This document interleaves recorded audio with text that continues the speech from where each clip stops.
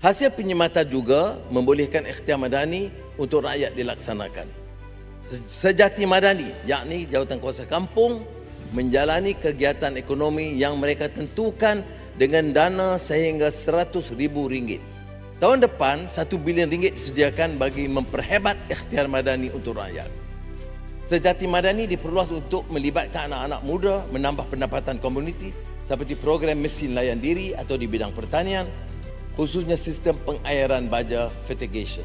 Tahun depan, sasaran kampung angkat madani ditingkatkan kepada 500 kampung dan sekolah angkat madani ditingkatkan kepada 1,500 sekolah termasuk dengan penglibatan sektor swasta.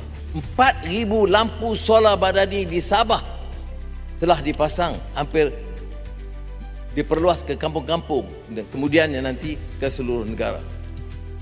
Sejahtera madani ialah sumbangan sektor swasta dalam menoktahkan kemiskinan Tengah dengan kejayaan dana terkumpul RM120 juta setakat ini.